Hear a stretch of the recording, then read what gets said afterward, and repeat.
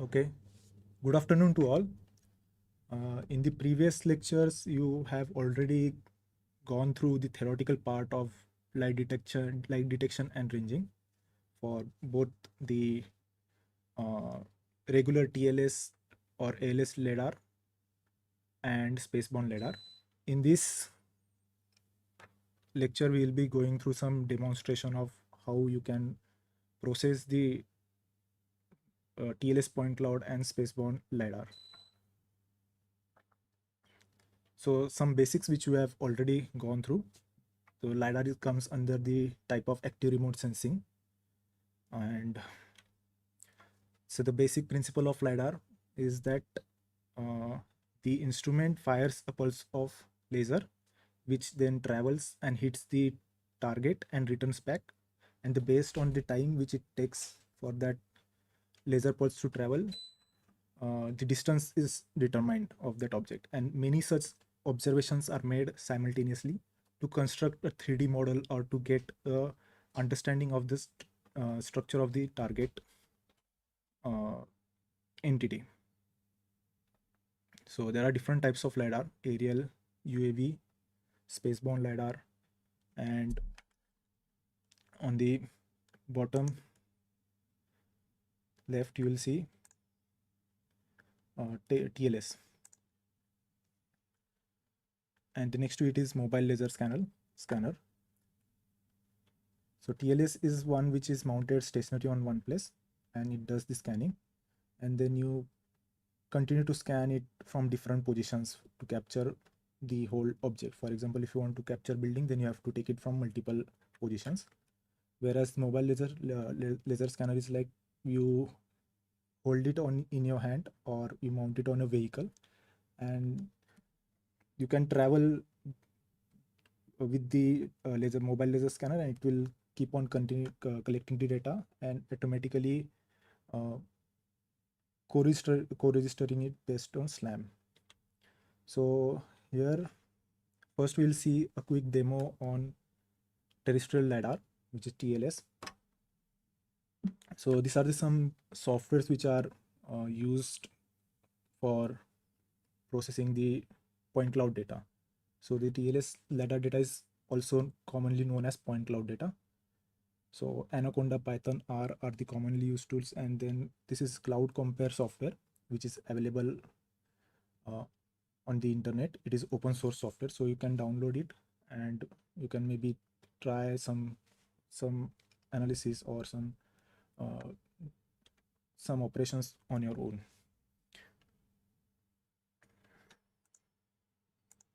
So I have, this is the Cloud Compare software, and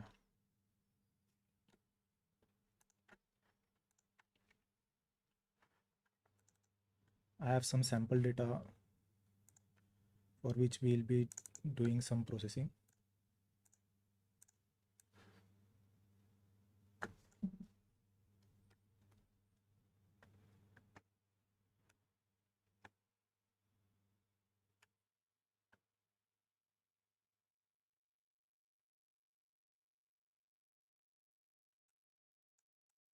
So here you can see this is point cloud data collected from terrestrial laser scanner. So right now the alignment of the scans is not proper. So these are basically three different scans taken from different position. So this is scan 1. Here the circle part indicates the position of the scanner. So there are three different scans, and in each of them there is one building. This is a small building, but if you can see, only two sides of this building are visible or available in this scan, and other two scans have other portions but they are not aligned. So we will see first example of co-registration, and we'll see how you can align all the scans together. This is scan 4, scan 1. I'll first select both the scan, go to tools, registration, and align point pairs picking.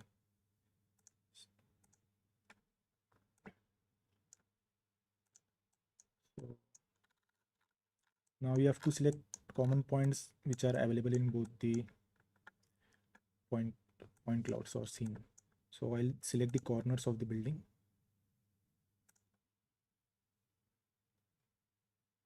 This is A0. In other scan also I have to select same point.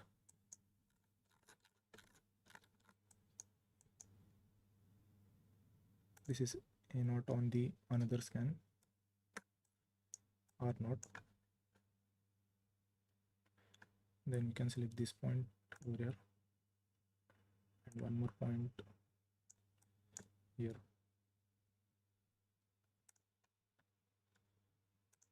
Similarly for the other scan also.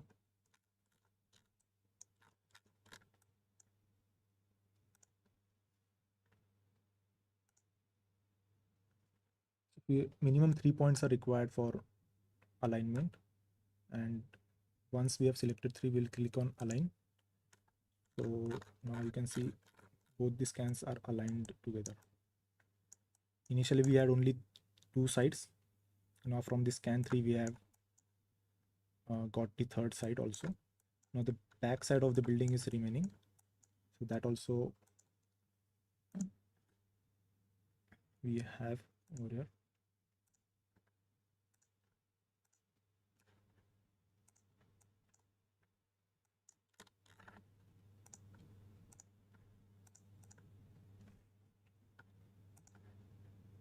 So again the same process, we'll select both the scans and we'll go to the tools, registration, align by picking points.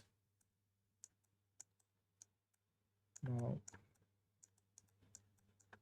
this is the back side of the building which we have to align over here in this portion. So again we will select 3 common points in both the scenes.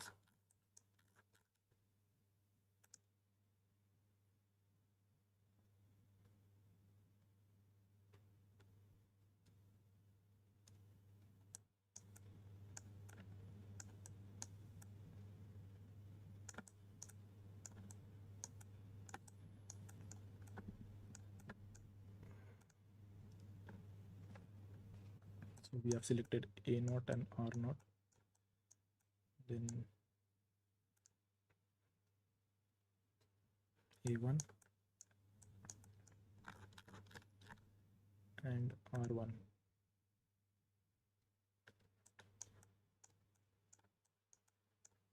We'll take R2 and A2 here.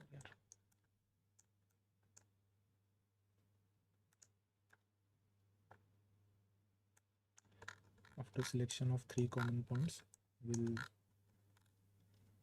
click on align and okay.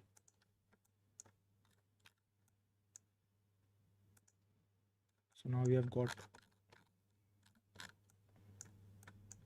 all the sides of the building aligned together. So this is one common process in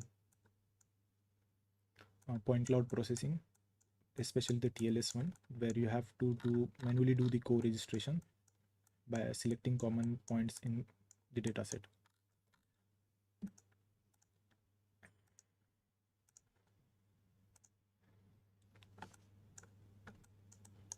Further, you can see there is also some unwanted artifacts in the dataset which you can clean using the segmentation tool.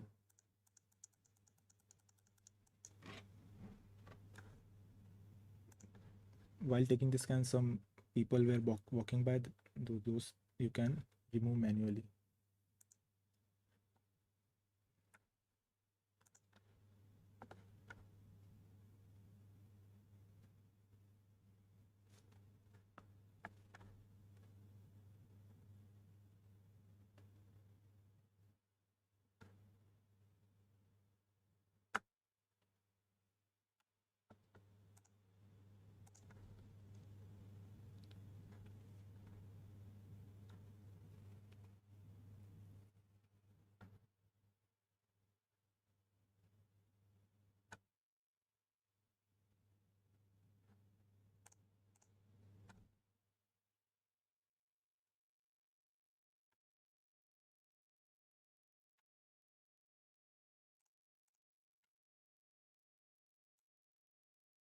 So we will move to the next scene. There's some issue with the software.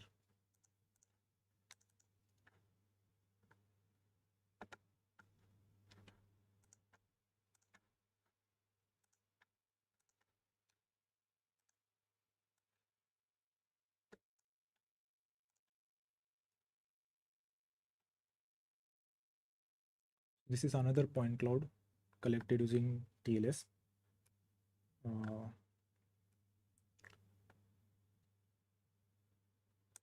So this one is, the previous one was of a small building. This is a forest point cloud. So you can see all the trees are there, and each, like if you zoom in, you'll see it is this, the data is composed of many number of small points. This is the ground.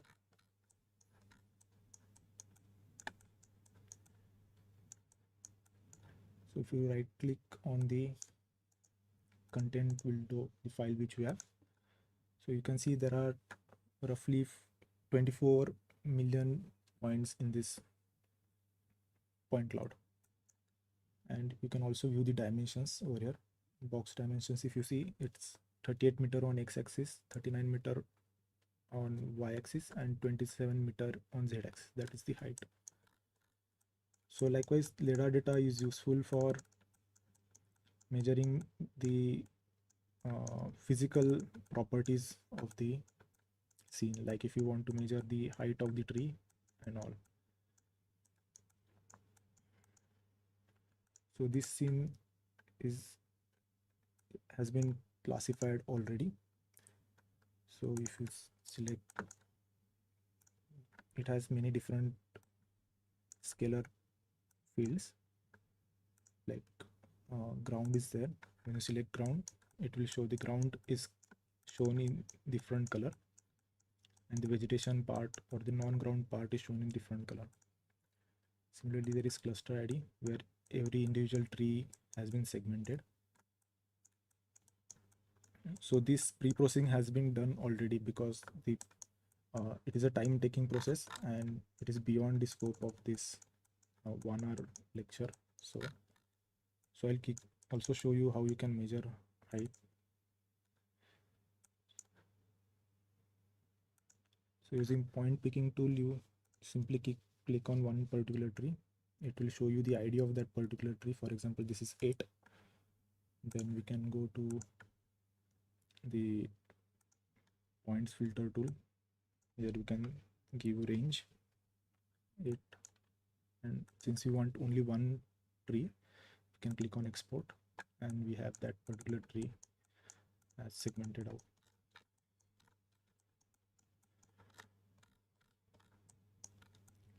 We can measure height using point picking tool. For example, if you select 2-point tool, we select bottom point and the top point of the tree.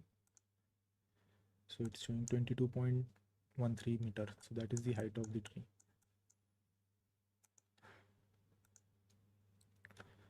Similarly, you can also find out what is the DBH. So you can select the cross section tool, get a cross section at deep breast height diameter, breast height, and create a slice. So now you have the small cross section of the stem.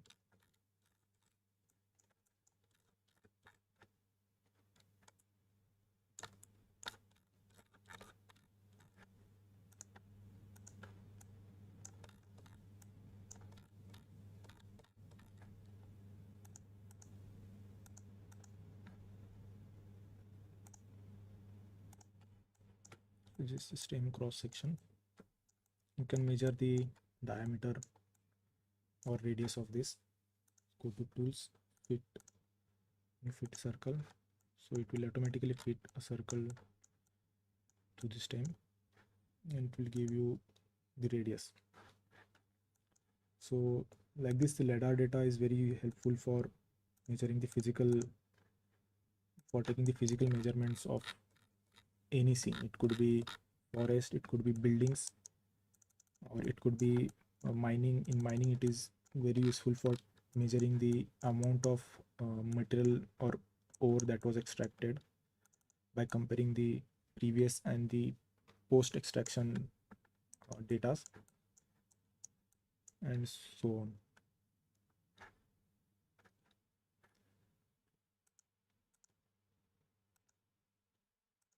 So there are many different plugins available on this software which you can explore. Different types of LiDAR data are available on the internet.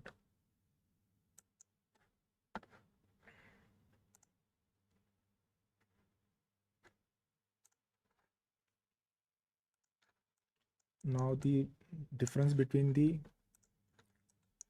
ground LiDAR or ALS and the Spaceborne LiDAR.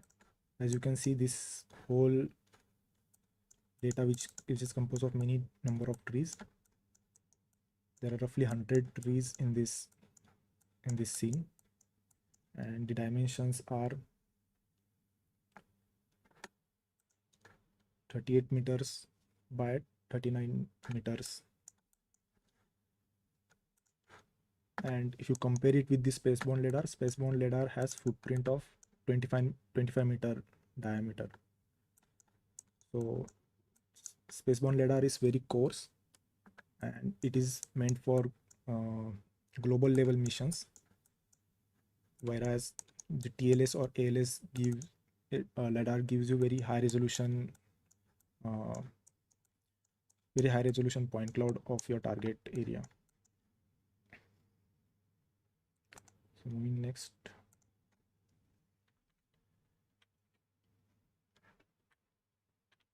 So we'll move to the Spaceborne LiDAR. So key differences between the regular LiDAR, the TLS, and Spaceborne LiDAR, which we have already studied, but we'll go through it. So the regular LiDAR is typically mounted on tripods, or it is handheld, or it is mounted on aircraft, and its operating ranges from few meters to few kilometers, whereas the Spaceborne LiDAR operates at many hundreds of kilometers above the surface of Earth. For example, GEDI. The resolution and coverage is also very different. So Spaceborne LiDAR is very far away from its target, so it has very low resolution and provides global coverage, whereas the regular LiDAR it is closer to the target, hence and provide dense point clouds of specific object. The footprint is also very different. The footprint of regular LiDAR is from millimeters to centimeters, whereas for Spaceborne LiDAR it is typically from 10 meters to 70 meters in range. And the primary uses also varies, like for regular LiDAR, which I shown you now, can be used for urban planning, civil engineering, archaeology, mining, forestry, etc. Whereas the Spaceborne LiDAR has a very specific mission and is used for global scale studies, which can be like measurement of forest canopy height and creation of digital elevation models. So there have been many different Spaceborne LiDAR missions, both for Earth and other planetary objects. So for Earth, we have ISAT, Calypso, ISAT-2, and Global Ecosystem Dynamics Investigation GEDI. And for planetary, other have been the MOLA, LOLA, etc. So here is one comparative difference of TLS point cloud and the UAV point cloud of the same area and the corresponding GEDI waveform for the same area. So as you can see, the number of points in TLS is very high. So this particular scene has up to 600 million points, and it gives you all the structure from the ground to the branches and everything. Whereas the UAV LiDAR, which operates from the sky, from the aeroplane, so it is able to capture the canopy and the ground points through the gaps, and it has a less number of points. Whereas the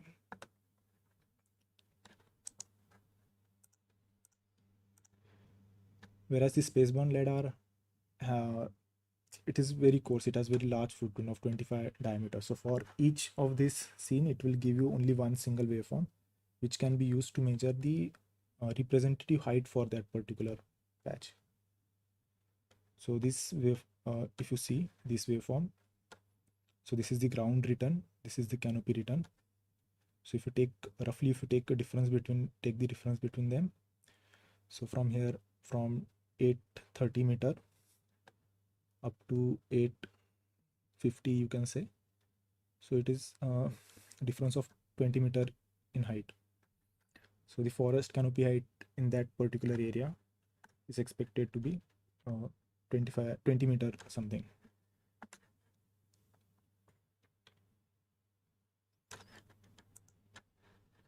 This is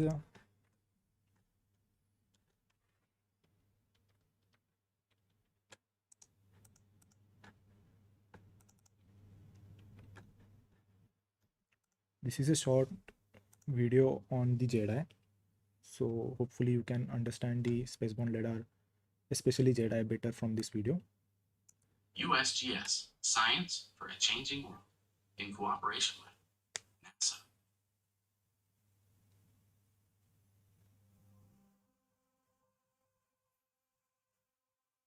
On the International Space Station, 254 miles up, orbiting once every 90 minutes, GEDI uses waveform LiDAR to record elevation and canopy data. 3 lasers split into 4 beams, firing 242 times per second, are dithered to 8 tracks 600 meters apart, with 25-meter footprints every 60 meters. That's 968 footprints per second. Laser energy traveling almost 300 million meters per second reflects off higher surfaces first, then lower surfaces shortly after.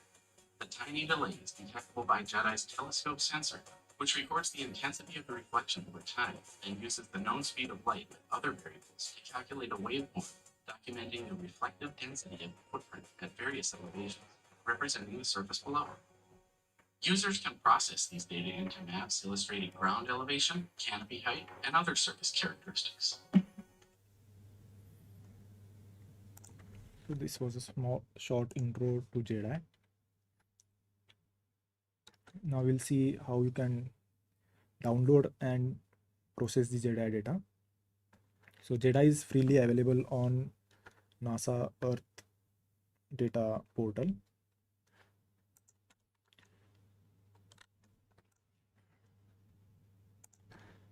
So as you can see,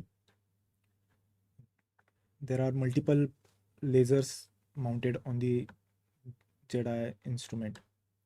So it creates total 8 tracks, 4 of which are coverage created from the coverage laser, and other 4 are created from full power laser. So basically, coverage laser, it is what it does is it splits the single laser into 2 different equally different like places. So the amount of energy that it's transmitted at particular point is less as compared to the full power laser, as it focuses only on one place at a time. So each consecutive laser footprint on the track has gap of 60 meter, while as between the track there is gap of 600 meters, and in total the whole track covers 4.2 kilometer width. So before using LiDAR GEDI, you should also know there are different types of GEDI data products. The L1A and L2A L1A is the raw waveform. L2A gives you ground elevation and canopy height data. There is L1B, which is a geolocated waveform, and L2B gives you canopy cover fraction, leaf area index, LAI profile, etc. And there are other higher level products which give you forest biomass and other things. So this is sample data of GEDI over Dehradun. We'll go to the NASA data portal. So you can go to Google NASA Earth data and click on search.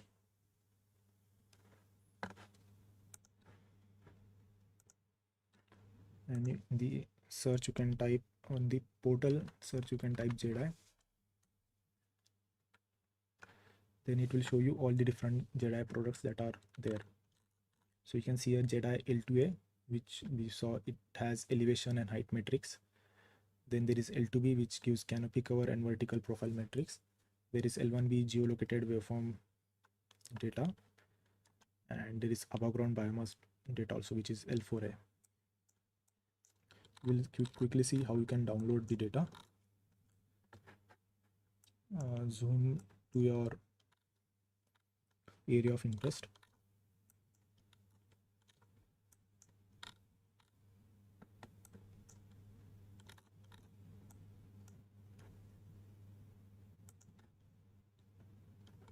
This is Uttarakhand over here.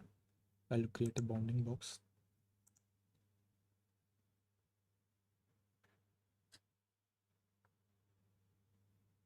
So after creation of bounding box, it will only show me GEDI products which are available for this particular bounding box.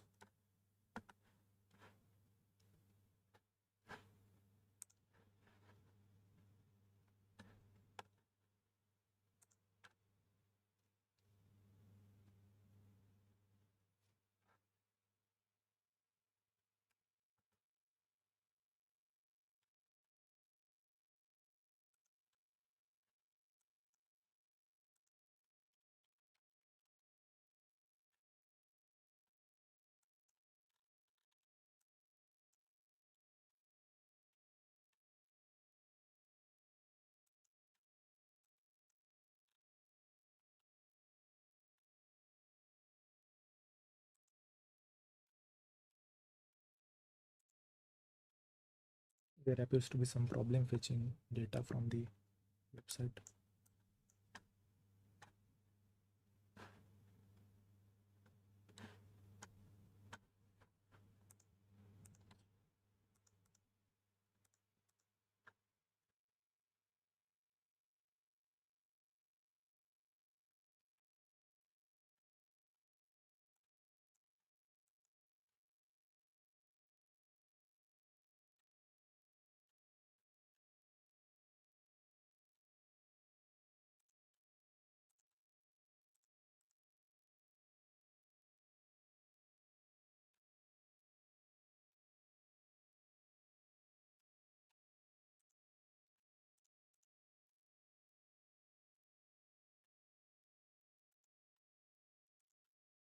So the basic process of downloading data is very simple. As we see earlier, you type here for the GEDI, then you click search. It will show you all the different GEDI products. Then on the map, you can zoom to your select area of interest, then you add bounding box. After addition of bounding box, it will show you all the GEDI files or the granules which are available for that particular area. Then you can proceed to select those granules one by one, and then you can click on download. And for example, if you see over here, for this particular area we had selected on the right bottom, and this is the GEDI granule. This whole green color stripe is GEDI granule for that particular area, so which we can select. And while downloading, if you see, we are only interested in this particular small area, but the granule it will give you whole strip, one strip, and the size of that whole data can be very high. So it is very essential that you remember to select the customize option and use the option to clip that granule to your area of interest or to your bounding box. So once you do that, there will download button will be shown. You can download. So here it is showing the special subsetting option. So you go to the customize area, customize download option, and then there you select special subsetting. So it will give you only that data for that particular bounding box, and after clipping then you can download. So you don't have to download this whole 900 GB data. So then the portal will do the clipping and processing, and once it is done it will notify you. Then you can download each granule from here. So I already have some granules downloaded.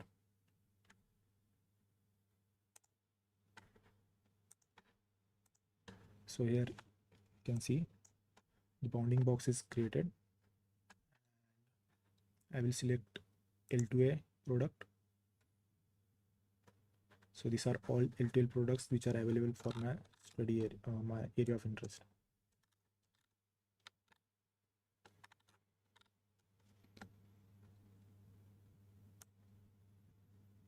As you can see, the data, the granule is way outside the our area of interest, and there are 619 total granules available. If we select only few, you can click on this plus sign. After clicking, so we have selected 3, then you can click on the download button. It will take you to the next step. Here now we have selected only 3, but still the data size is 6 GB, which can be reduced further once you select the subsetting option.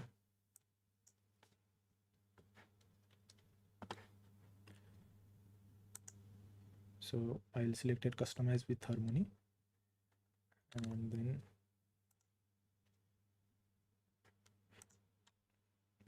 like service, I will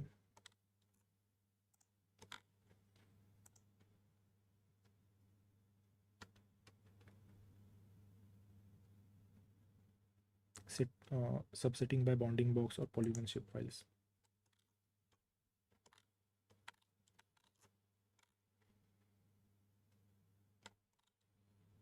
No need to select any variables, all variables will be included in the download. So click on done, and you click on download data.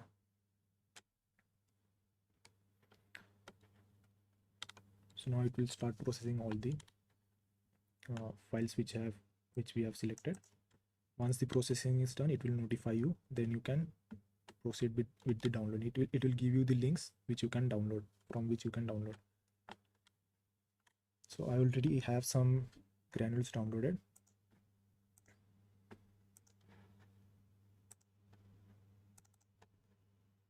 So I have granules for GEDI L1B, which is the geolocated waveform. Then GEDI L2A, which gives you canopy height metrics, and GEDI L2B, which gives you canopy cover and leaf area index. So if you see each file, it is a HDF5 file, and so all the data is stored in hierarchical data format. And to access that data, you might have to take help of a specialized tool, or you might have to write your own Python script or R script. So to view the data, you can download Panoply, which is available on NASA's website, and you can open the granule in that. So once you open the granule, it will show you data like this on the left hand side screen. So you can see here beams 0 0 0 0 is given, so that is one beam. Then there is 0 0 0 1 beam, and so on. So the first four beams are the coverage beams, and the later four beams are the power beams, and so the corresponding data for each beam is stored over there. So this you can access from the panoply data. This you can view from this. Another way of processing it is using Python, and the technique which we will see now, we will be using R-GEDI for extracting data from the HDF5 files.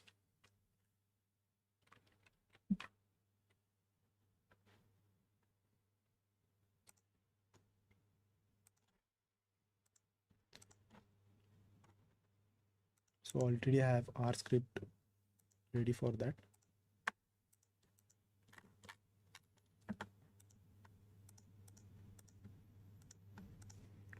So this R script and some data I will be sharing with you at the end of the presentation. Some packages you need to install: leaflet and leafsync, and you need R-GEDI package.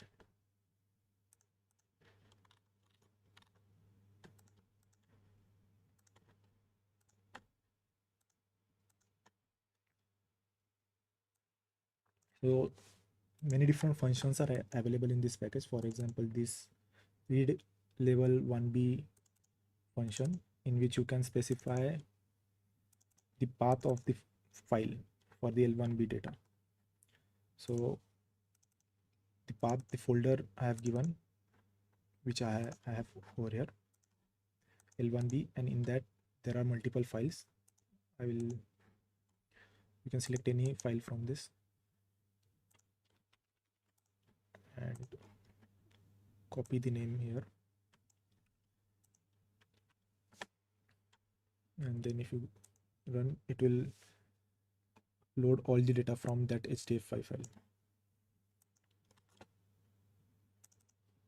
Next, for the same, you use get L1 level 1b geo coordinates. It will simply give you the lat long for that particular data, which you can run. Then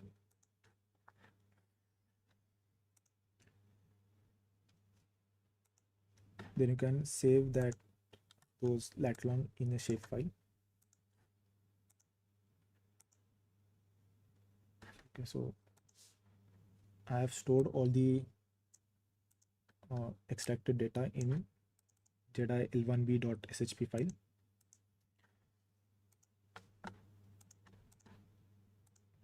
So this is the GEDI L1b SHP file created, and I can open this in any GIS software like QGIS, for example. Simply add it.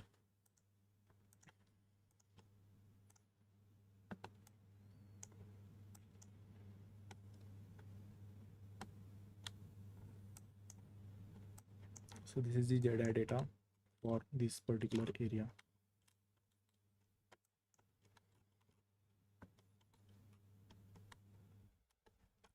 So this has only lat long available over here. On each circle which you see, that is the footprint or the GEDI shot, it has unique number. So using identity tool, you can click on it, any of it, and it will show you features over here. So for example, this short number is like 468 and so on. We'll copy it, and if you want to see waveform for this particular point, now since we have copied the short number, we can use it to view the waveform.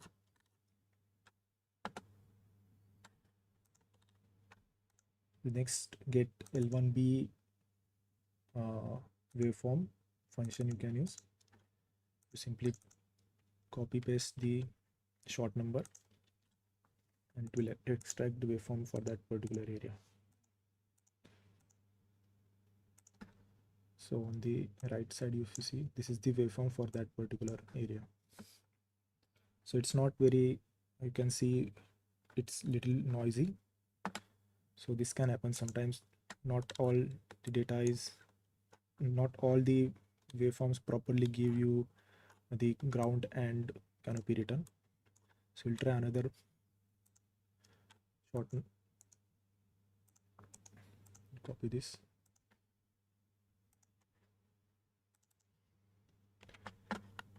And we'll run the same code again.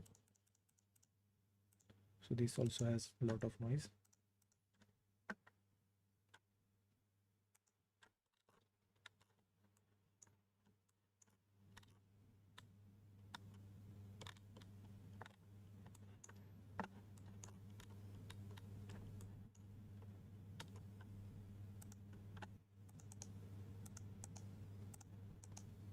We'll try another.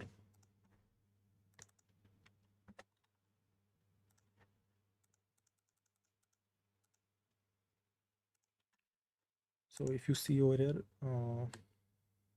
this is also a little noisy, but still we can see there is some ground return from here and canopy return from here. So if we calculate the difference between these two, we'll get the canopy height for that particular location.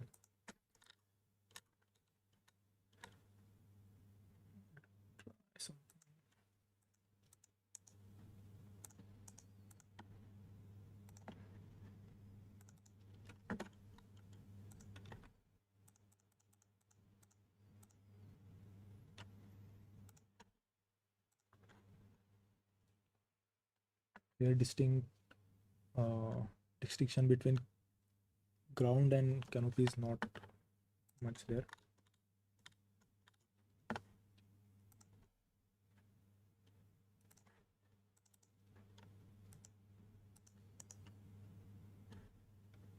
We'll try another data product.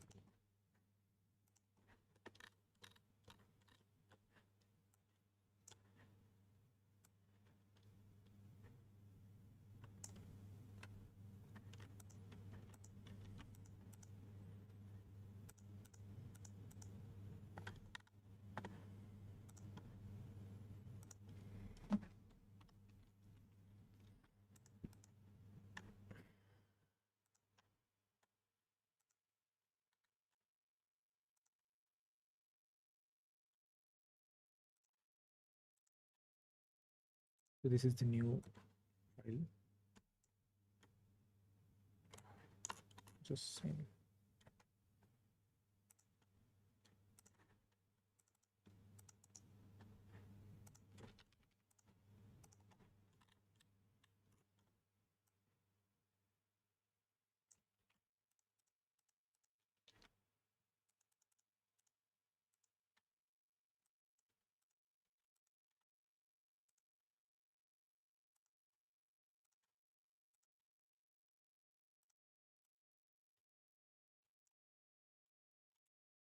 This is another data.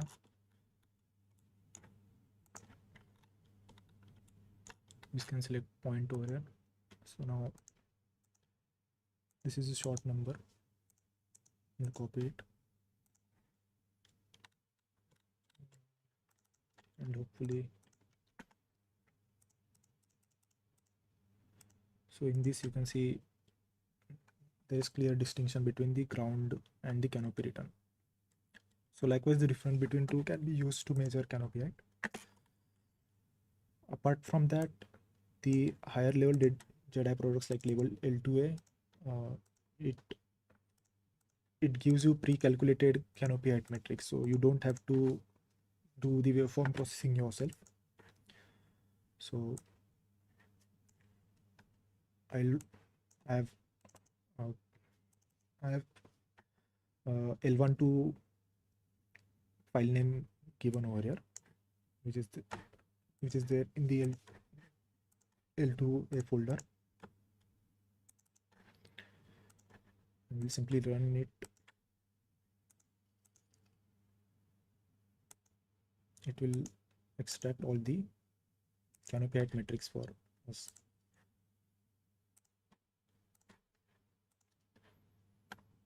So this is L2A shapefile.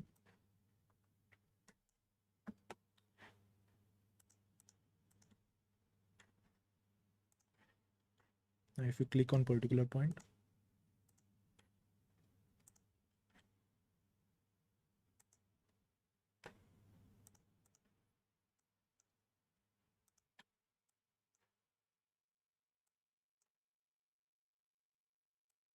it is giving relative height matrix like RH0 up to RH100. The number indicates that how much of that energy was returned back after reflecting from the after hitting the that within that particular height column. So here RH100, if you see, the height given is 20, that is 20 meters. So canopy height at this particular point is 20 meters. You go to the attribute table. So this in this data, degrade flag is there, quality flag is there, sensitivity um, uh, number is given, which can be used to filter data further. Then you can also filter with respect to the beam. Sometimes you are only interested in the power beam. So you can create expression.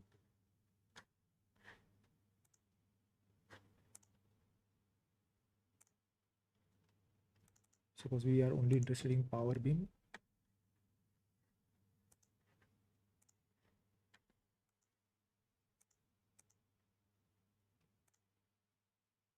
Using operators.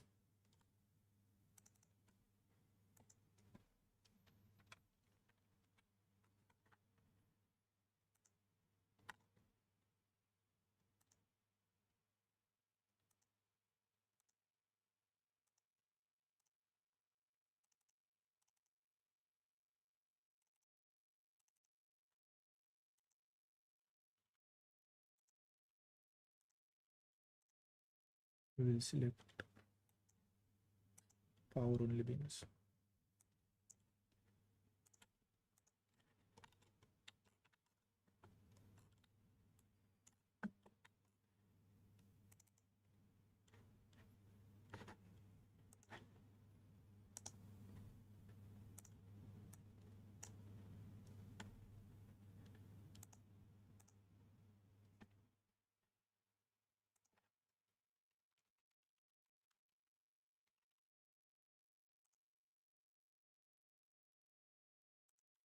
So these are the selected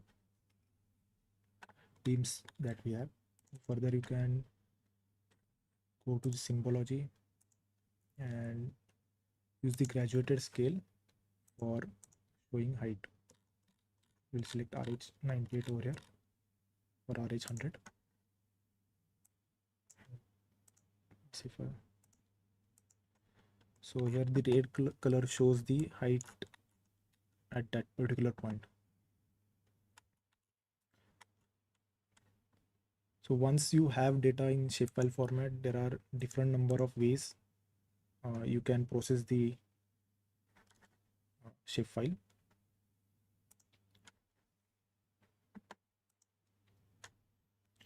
Similarly, you can also extract the L2B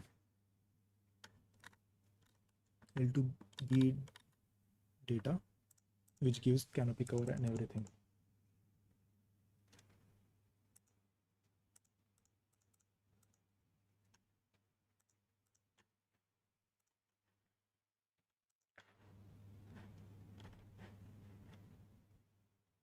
So that was a quick overview of how you can use GEDI to extract data from HDF5 file.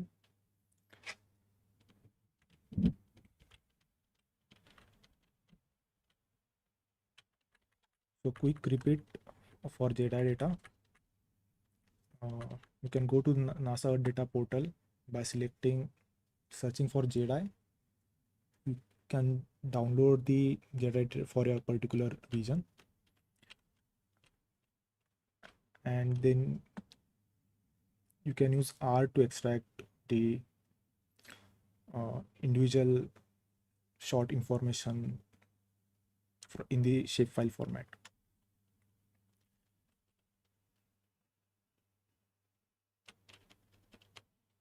Similarly, ISAR data is also there, which you can download. The download process is similar to GEDI, but the structure of the HDF file is very different. So my suggestion is first open that in Panoply software, uh,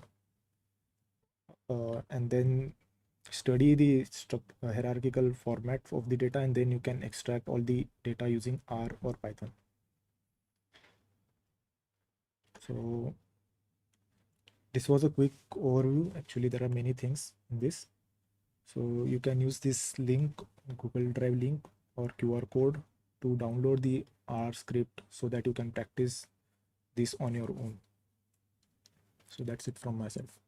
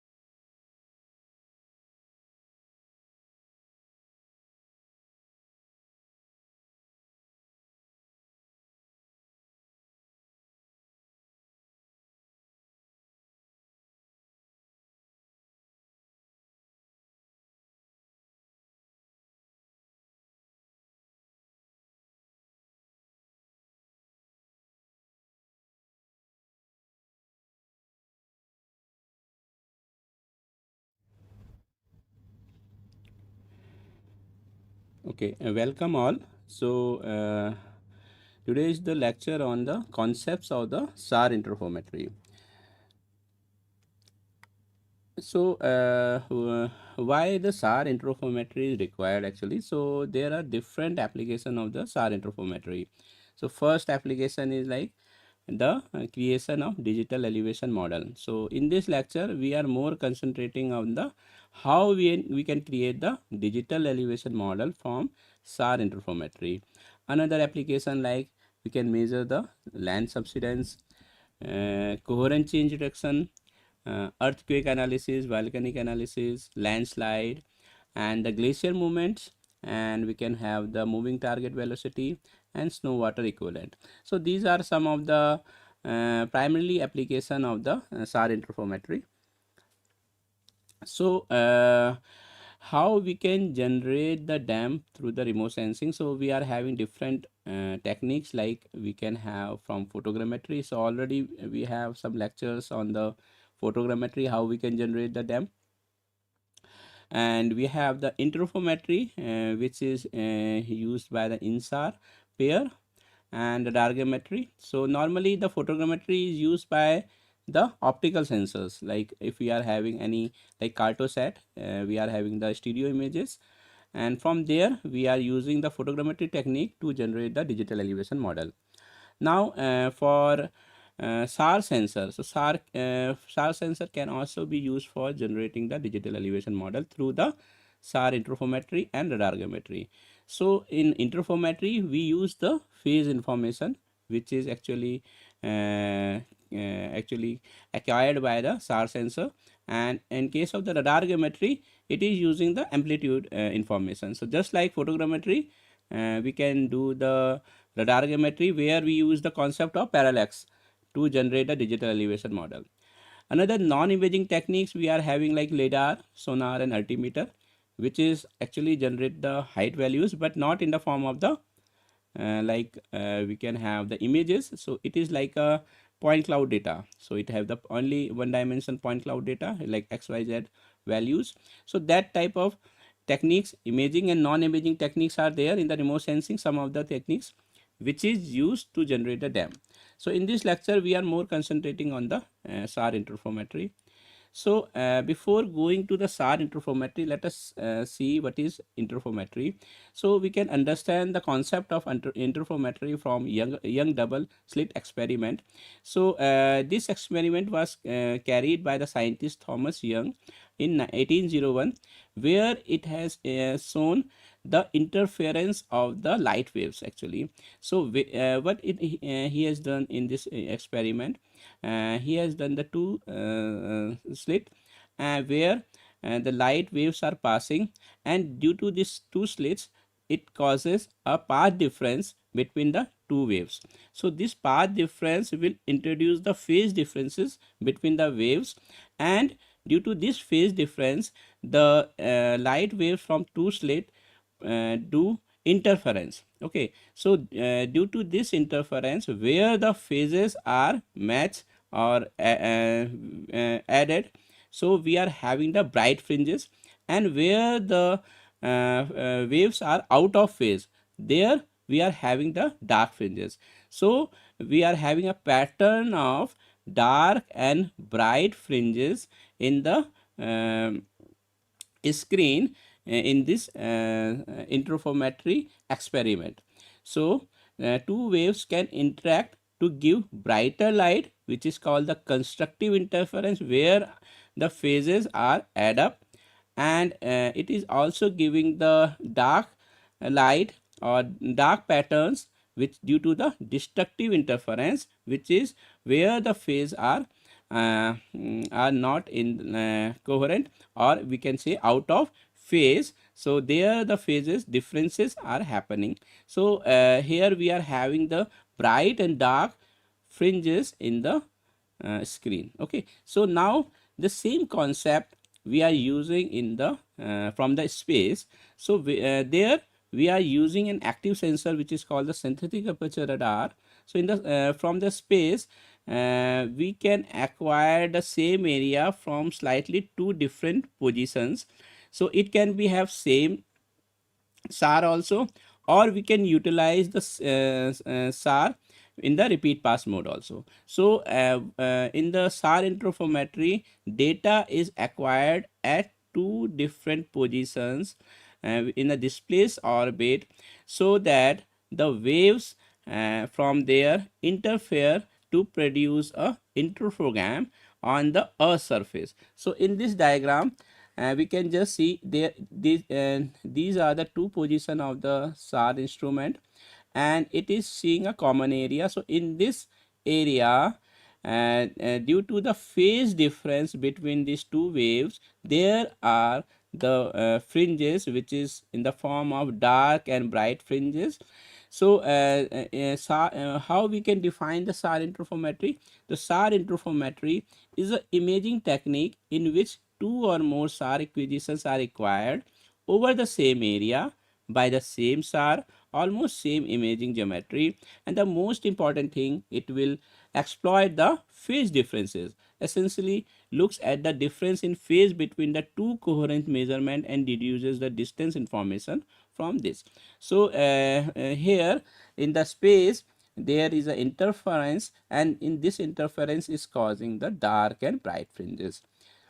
So now, what is the use of this interference from the space? How we can deduce the height and displacement from these values? So just see this slide. We can just see if we can have these light sources. So when interference will come, then we are having a parallel dark and bright fringes in the screen.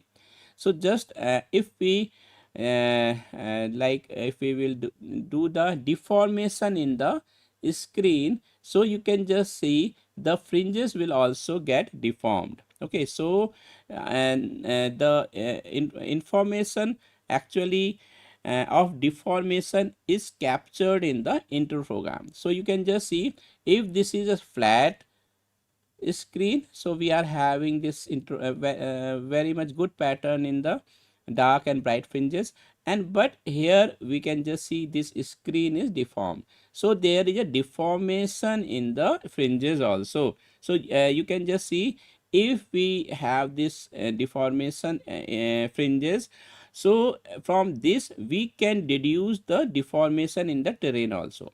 Okay, how we can just do that? So if we just subtract this to a flat surface, then we can find out the deformation. So this is the basic concept of the SAR interferometry from the space. Means if any fringes is getting deformed by the deformed Earth surface, so from there, from the value of the phase differences, we can find out the deformation on the Earth surface in the form of like digital elevation model, or we can find out the displacement map, or we can have some glacier movement, or like volcanic eruptions and due to the displacement due to the volcanic eruptions. Now in the SAR interferometry, we are having the concept of baseline. So what is the baseline? So baseline is nothing but the distance between the two SAR antenna. So here we can just see the A1 and A2 are the two SAR positions. So what is the absolute distance between the two SAR antennas is the baseline. So it is actually important in case of the SAR interferometry, because there is some criteria, some minimum and maximum baseline, so that we can do the interferometry. So we cannot do the interferometry from the SAR image for every pair. So we can have a suitable baseline or other things like coherency, which I will explain later. So like if we are having the proper baseline, then only we can do the particular application. So there is also some criteria: how much is the baseline for the DEM generation, how much is the baseline for the displacement measurement. So that baseline, when we are designing our sensor, so we will keep in mind to have a certain baseline or certain distances between the two SAR antennas. So basically it is either done if we are having in the same platform, or a SAR sensor in the repeat pass mode. So in this baseline, so B is the absolute baseline, and we are having the two component which is called the B perpendicular and B parallel. So this is B perpendicular and B parallel. So the component which is in the direction of the range, that is called the B parallel, and which is in the perpendicular direction with respect to the B parallel, that is called the B perpendicular. So basically in our calculation while deriving the height or displacement values, we are often use this B perpendicular or normal baseline. So one is called the absolute baseline, one is called the parallel baseline, and one is called the perpendicular baseline, and this is called the alpha, which is the orientation angle. So these three parameters we will derive, and we will use in the InSAR geometry to derive the normal baseline. So basically this is the typical InSAR geometry. So here we can just see the SAR, first SAR and second SAR, and this is the terrain which is having some certain height, small h, and this is the capital is H is the height of the SAR sensor, and here we can just see the baseline, and we are having the look angle theta with respect to this, and R and R dash is the position of this point with respect to the first SAR and second SAR sensor. So these SAR positions can be in the repeat pass mode also. So here from this geometry we can deduce small h is equals to h minus r cos theta. So here you can just see this terrain height is a function of this slant range. We have this known satellite height and known theta angle. So basically this terrain height is dependent on the slant range. So once if we are having the information of the slant range, then we can deduce this terrain height also. Okay. So in case of SAR interferometry, basically we are having the two images of the same area. So it is called as the master and slave image, or here this is the actually Uluru, Australia image of TerraSAR X sample data. So you can just see this is the area where which is captured by the TerraSAR X instrument. So now in case of the SAR, what we can see, the most important thing is called the phase. So what is the phase? So phase is a measure of how far the wave has traveled. So normally it is have the relation phi is equals to 2 pi by d by lambda. So in case of the SAR, and this d is 2r because it is a two-way. So normally the phi is related to 4 pi by lambda into r. So in normal scenario it is we are calling as 2 pi by lambda, but in case of the SAR we are calling as 4 pi by lambda, that path difference and the phase difference relationship. So normally we are having path difference is equals to phase difference is equals to 2 pi by lambda into path difference. Similarly this concept here we are putting like d is equals to 2r, so it is having the phase difference equals to 4 pi by lambda into r. So here you can just see it is actually dependent on the r value. So you can just see the phi is directly proportional to r. So as the r is increasing, we are having the phi is increasing. So you can just see if the we are having different phi values, it is 0, 2 pi, 4 pi, and 6 pi. And how phi is calculated normally? The phi is calculated because we are getting a real part and imaginary part, and from there we can calculate the phase value by tan inverse of imaginary by real. So that phi angle is actually calculated mathematically from the SAR image using the tan inverse of imaginary by real. And what is the concept? Because as far the wave is traveling, we are having more phase values. So it is like 0, 2 pi, 4 pi, 6 pi. So you can see here r is increasing, then we are having the increase in the values of the phase also. So normally in case of the SAR, the single phase is not having any advantage or any meaning. So we cannot deduce any information from the single phase. But if the phase is having from the two observations, so we can have the phase difference. So this phase difference is very much actually important in case of the SAR, because this phase information in case of the interferometry, it is actually it is a function of delta r. So any change in the value of the slant range due to any topography or any movement of any surface, so that is captured in the phase information. So any change in delta r is captured in delta phi, which is actually measured by the SAR sensor very precisely. So we can have this phase differences value, and from this phase differences value we can deduce the delta r values also. So in case of the SAR, we can have this phase differences value from the two SAR images. So here in case of the relationship, we are having delta phi is equals to 4 pi by lambda into delta r. So any change in delta r is picked in the delta phi, and if we are measuring the delta phi, we can deduce the delta r from it. So in case of the interferometric SAR system, we are having two type of systems. One is called the single pass interferometry and second is called the repeat pass or repeat track interferometry. So in case of the single pass interferometry, we are having the both the antennas are located on the same platform like SRTM mission. So normally if we are having the digital elevation model from the shuttle radar topographic mission, which is called the SRTM, it is having the both the antennas on the same platform, and simultaneously it is capturing the both master and slave image, and from there we are doing the interferometry. But in case of the repeat pass, it is a normal system like normal synthetic aperture radar, but the two observation is actually captured by it repeat pass. So because like repeativity of any satellite, if we can say like Sentinel-1, it is having the 12 days, or we can have our reset one, it is 17 to 18 days. So there we can have after the 12 or 17 days exact the same area. So we are having these two images from the repeat pass mode. So if we are acquiring the data in the repeat pass interferometry, so we can do the interferometry from the two images. So there are two systems, one is called the single pass and second is called the repeat pass.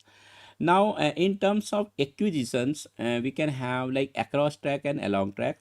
So normally across track interferometry is in the when the antennas are separated in the across track direction. So if we are interested in measuring the distances means if we are measure the dam values, or what we can say if we are measuring the displacement values or volcanic eruptions, earthquakes, so that is actually done by the across track. We are measuring the distance out of it. Along track, it is in the azimuth direction. Azimuth means in the SAR we are having the two direction. One is called the range and azimuth. So range is actually in the across track, and in the azimuth it is called the along track interferometry. So azimuth we are more actually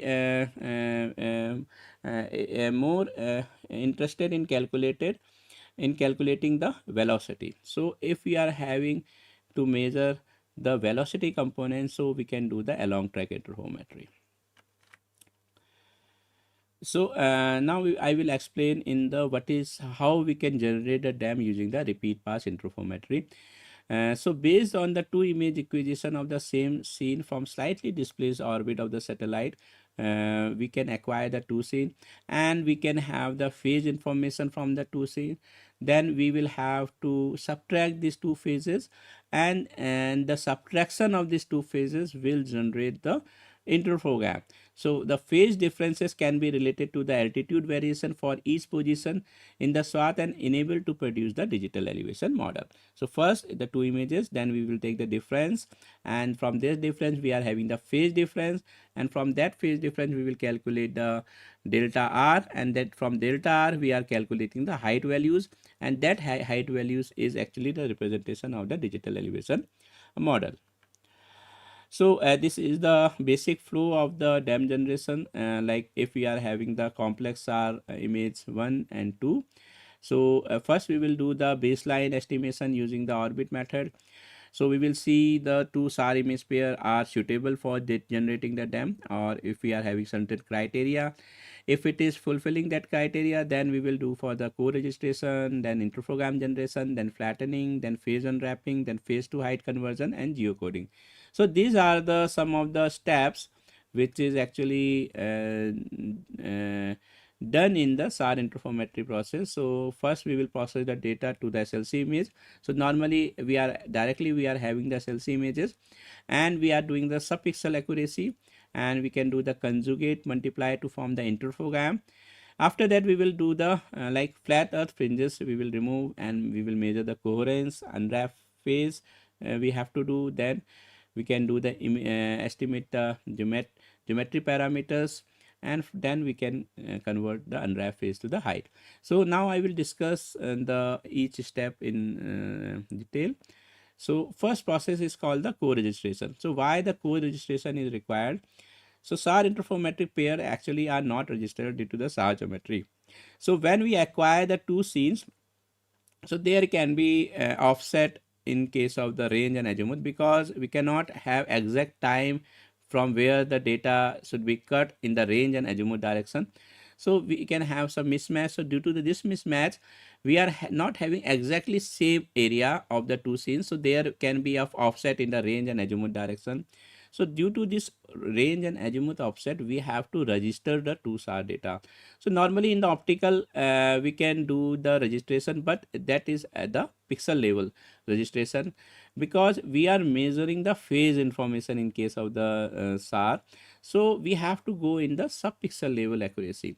So that is done by the some techniques which can do the very much fine co-registration, which can register to the subpixel. Means if we are talking about 1 by 10 pixels, so if we will upsample the image 10 times also, then also you can see the registration in the pixel. So that is the meaning of the subpixel accuracy. Means if we upsample the image up to 10 times also, then also the pixel registration is maintained.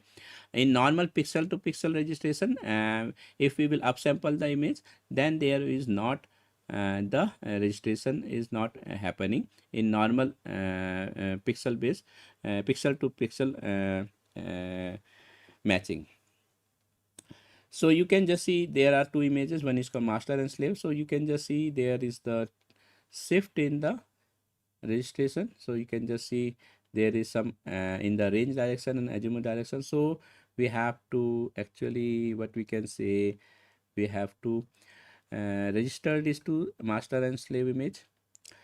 Now, as I already explained, the normal optical image matching traditional need only 1 or 2 pixel accuracy, which is a coarse registration.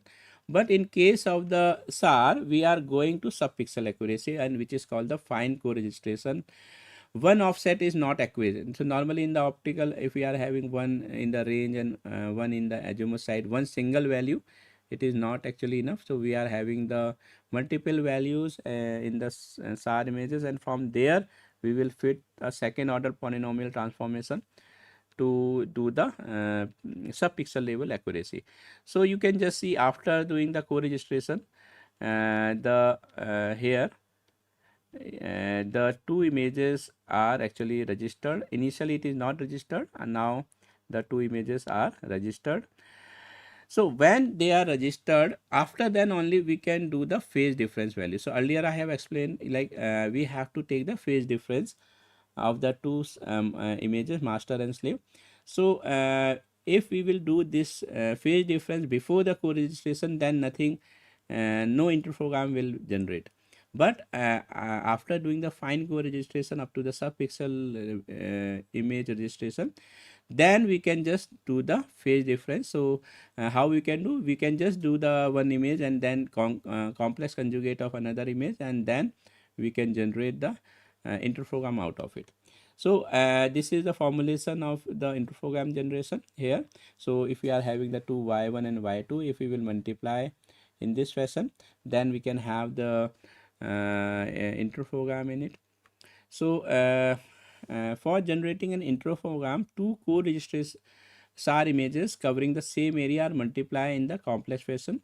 Here actually if we are having the interferogram fringes, so it can be either 0 to 2 pi or minus pi to pi fringes are there. So interferogram shows the differences in phase. This phase difference is a result of the path length difference that can be caused by the elevation difference, motion or deformation. So any differences in the elevation is actually give rise to the path length difference, and this path length difference is actually give the phase difference in the. So we will capture in the interferogram phase differences value, and from there we will deduce the height values. So you can just see here the interferogram generation. So you can just see this is some of the fringes in this interferogram, and these fringes are actually the constructive and destructive interference due to the same phase and out of phase waves, and it is giving the interferogram pattern, and this interferogram pattern is actually is a representation of the phase difference value. So it is just like if we are having contours, so all the values which are having the same value is having the one contour. In the same way, in case of the interferogram, in a one fringe, all the values have the same phase difference. Okay, so we can connect this interferogram with normal contour, where each contour is have the height values, same height values. In case of the interferogram, each of the fringes have the same that phase difference value. So normally the interferogram is generated not for all the images. So first criteria I have explained you, the baseline means if the images have the some minimum and maximum baseline, then only we are having the interferogram formation. In the same way, if there is a coherence between the two SAR images, then only we can say there is a formation of the interferogram. So the coherence is a measure of correlation of the phase information of the two corresponding signals and varies in the range of 0 to 1. So the degree of coherence can be used as a quality measure because it influence the accuracy of the phase differences and height measurement. So if there is actually permanent scatterers, or there is no actually changes is happening, then their phase is not actually change actually. So what we can have any permanent building structure, or that there we are having the high coherency. But if we are having some vegetation or anything, so due to the actually the growing of the vegetation, if we acquire any scene after the 12 days or 18 days, so might be vegetation is grown up, so we can have the less coherency in case of the vegetation. So if there is a permanent structures, so we are having for there we are having the high coherency, and when the coherency is high, then we can have the formation of the interferogram. And if we are having the low coherency, then we are having the difficulty in the formation of the interferogram, and it will come as a noisy thing. So normally if we are having the high coherence, then we are having the brighter values. So it is a scale of between the 0 to 1, so any value like 0.3 0.4 greater than that thing, so that is actually used for getting the interferogram information, or we are having the phase differences values. So how we can measure the equivalence? So this is the formulation. So it is like a correlation coefficient. So if we are having this S1 and S2, and this is the master image, S2 is the complex conjugate of slave image, and here we can just see the square root of S1 conjugate and S2 conjugate. So from there we will measure the one quantity which is lies between the 0 to 1 scale, and when it is above 0.3 0.4, then we can have the possibility of interferogram. And if we are having very much high values like 0.7 0.8 0.9, so we are having very good interferogram formation on in that areas. So normally which I have shown you the first slide, this is called the raw interferogram. So in this interferogram it is having the information of multiple phase differences. So in case of the SAR, we are not having only the information of terrain, so we are having the multiple phase difference value. So the initial raw interferogram will have the phase difference due to the flat earth. Okay, flat earth means if we are having some values of point scatters, so that having the one common range values, or we can say due to the common height values, let's say any mean sea level height. So each point is actually is having different range with respect to the first point. So if we are having the first point r0, then another point will have the different range. So in case of the normally in case of the SAR acquisition, as we are going to near to far range, so there is a variation in the range direction. So if we are acquire the two images like master and slave, so this range difference is due to the flat earth due to the average height, we are having the phase differences between this master and slave images. So this is actually called the flat earth phase. So in this image, if we are having this parallel fringes we are getting, so this is actually due to the flat earth phase, which is due to the common height and only due to the variation of the r values within the different pixels in a SAR image, in master and slave image. So here you can just see, and this is the phase difference due to the flat earth, which is called the delta phi flat, and second is called due to the elevation. So if any in a flat earth there is some topography, okay, so say in area like Dehradun or something else, so we are having some flat areas also and mountainous areas also.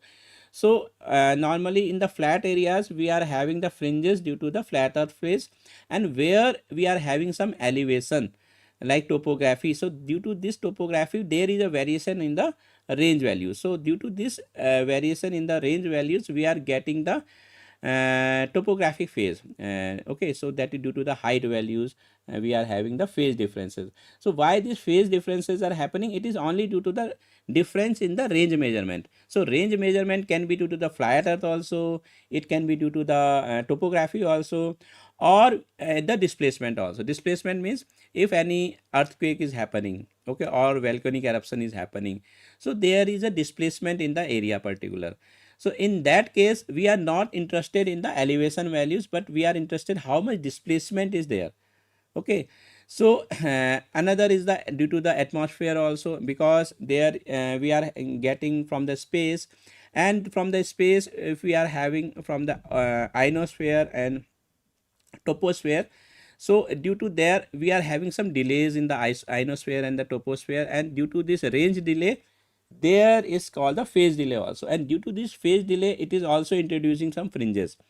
So that is due to the atmosphere, and it is more prevalent in the higher wavelength like L band.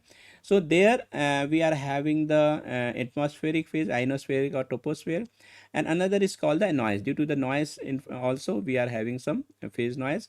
So if we are want to have like digital elevation model, so we want to only remove the flat earth phase only. But if we want to have a displacement studies, so we want to remove this elevation also. So there we don't want to have a topographic phase. So there we have to remove the flat earth phase also and the topographic phase also. So here this is the formulation how we can find out the flat earth. So this is some relationship between the baseline and the orientation angle and look angle.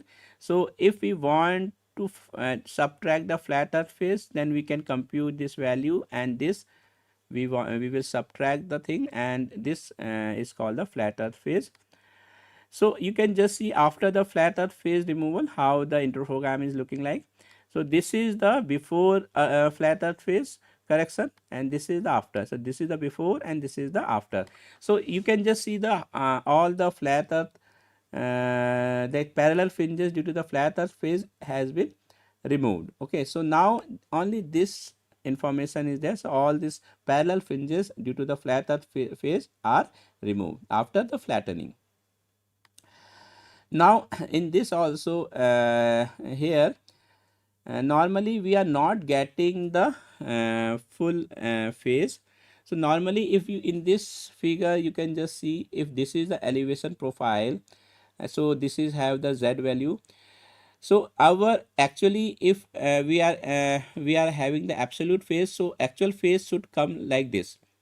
It should go 0 to 8 pi and then it is coming again to 0. So as the height is increasing, our phase is increased, and then but this value we are not getting directly because these values are wrapped in the our interferometric phase. So the interferometric phase is not giving all these values from 0 to 8 pi, but it is wrapped around 0 to pi. So why it is wrapped around 0 to 2 pi or minus pi to pi? So because if the slant range of two different terrain targets differ by the integer number of the SAR waves, then they will appear with the same phase on the interferogram. So due to this, we are having the phase wrapped around 0 to 2 pi. So actually the phase should be like here from 0 to 7 pi or 8 pi, but actually we are getting all this phase from 0 to 2 pi or minus pi to pi. So our task is to again construct this type of phase, absolute phase. So from this value we have to unwrap the phase. So this is called the wrapped phase, and from there we have to multiply or we have to add some integer multiple of the wavelength, so that we can have the absolute phase.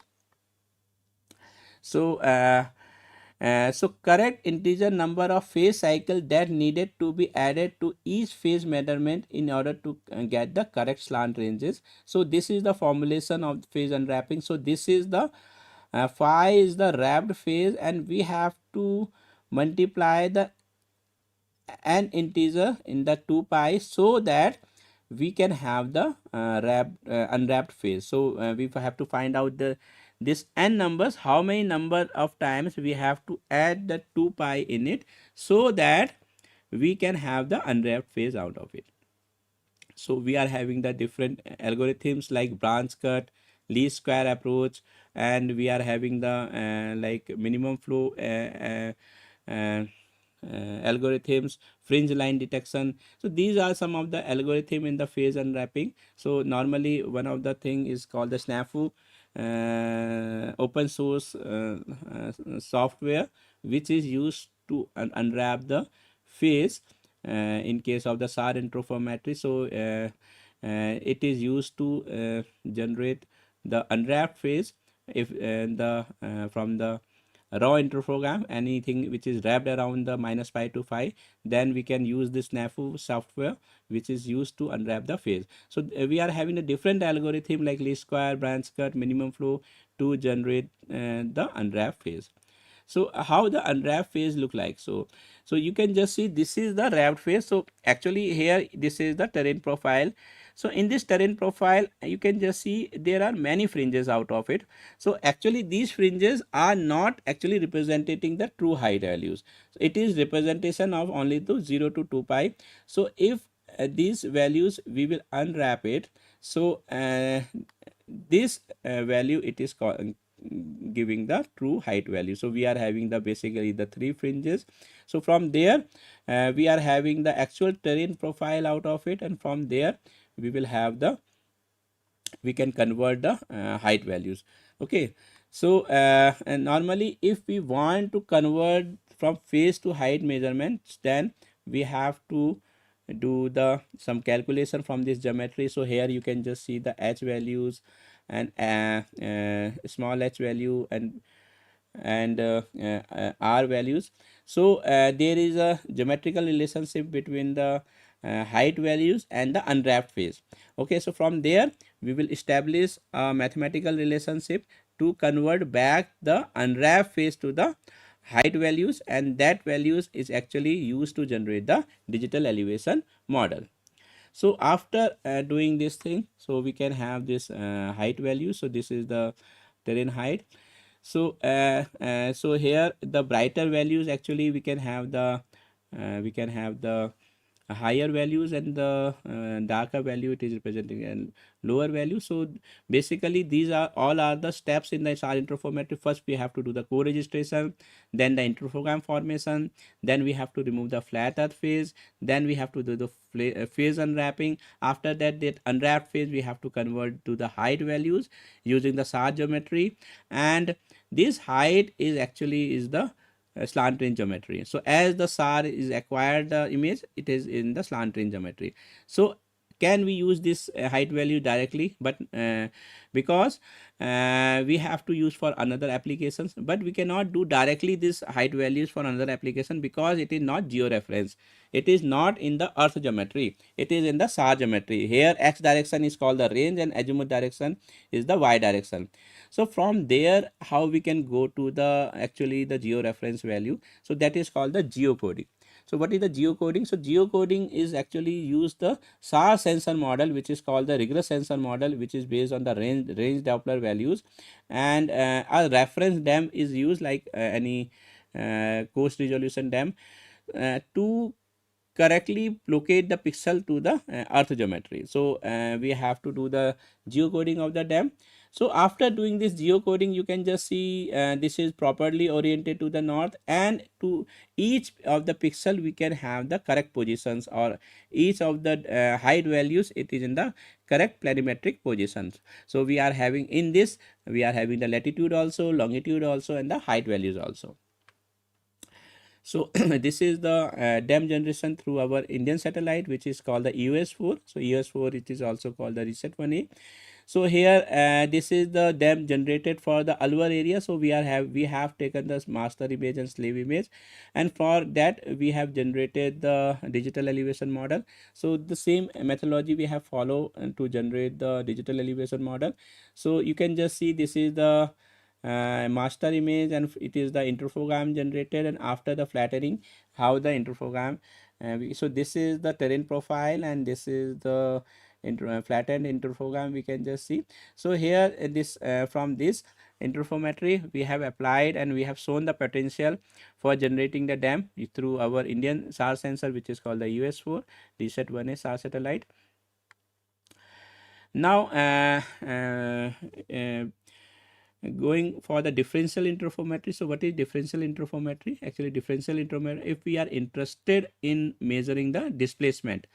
So in case of the differential interferometry, we will generate the two interferogram and then subtract the topographic phase. So normally in case of the DEM, we are more interested in getting the height values, but in case of the differential interferometry we are more interested in the displacement value, and we will subtract the topographic phase. So how we will do? So we can have this 3-pass stack or of the area, means we are having the information. If we are having any SAR sensor, so we will generate from the first two pair one interferogram, and again from the first and the third one interferogram, and then we will take the subtraction of this interferogram to subtract the topographic phase. So here how we can do the 3-pass InSAR. So if we are having the 3 passes, so from pass 1 is our master image. So we are having the before the event, we are having the image, and this is the pass 1 and pass 2 have the two images which is acquired before the event, like if any earthquake is happen or anything is happened. So we will take two dates date before the event, so pass 1 and pass 2, and one after.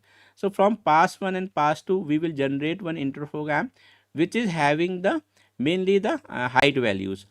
But in case of the here pass 1 and pass 3, we are having the interferogram plus displacement change also, because that time we are having some event has occurred or some displacement has occurred. Then we will subtract these two interferogram, which is called the differential interferogram, and we are generating the change map. So that is called the differential interferometry.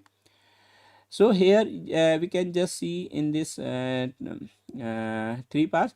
In the similar way we can do the 2-pass interferometry also in case of the 2-pass. we will generate the topographic phase from the already digital elevation model. So we will simulate the topographic phase, or we can have a simulated interferogram for the topographic phase from the dam. And this pass 1 and pass 2, one is before the event and one is after the event, and from this interferogram we will subtract this topographic phase, and from there we will have this change, and from there we can measure the displacement values. Okay, so by removing the topographic phase we can have this displacement map. So another is called the along track interferometry. So all up to now all this thing is the across track interferometry. Means across track is mainly due to the variation of the height values. We will calculate, we will displace the two antennas in the cross range direction, and from that it will capture any variation in the height values. So height values means it can be of dam also or displacement also. But in case of the along track, it is more interested on the velocity. In this case, we will separate the two antennas in the direction of the azimuth direction. Okay, so there it can measure the velocity of any particular target and other thing. So that is used for the along track, where we are more interested in measuring the velocity. So what is the criteria of the baseline actually? So the criteria of the baseline is the length of the baseline should be actually in some limits. Like normally if we are having the baseline from 150 meter to 300 meter, if we want to generate a dam, or if we want to have a surface change or displacement, it is should be of lower. So we cannot do the both the thing accurately from the same baseline. So if we want to have the dam, so we can have somewhat larger baseline so that it can capture the height values. But for the surface change we should have a smaller, it should be in the lies between 30 to 70 meter to capture the surface change displacement values. And if we are having the movement, then we are having the very much lesser, like 5 meter and that things. Okay, if any surface movement is happening, so that thing we are having for the different things. Okay, so these are the some of the things which we have to keep in mind for the things. So one is called the critical baseline. So critical baseline is the maximum baseline up to which we can form the interferogram, and beyond this critical baseline we cannot have any interferogram. So with an increasing length of baseline, the phase noise leads to a decorrelation and the lower level of coherence. So the coherence is lost completely if the baseline reaches its critical length. And like if for the ERS sensor we are having around one like in a kilometer, around 1 kilometer critical baseline, because if we will go beyond this thing, if the antennas are separated by beyond the 1 kilometer, then there is only the noise and there will be no coherency between the two things, and we cannot generate the interferogram out of it.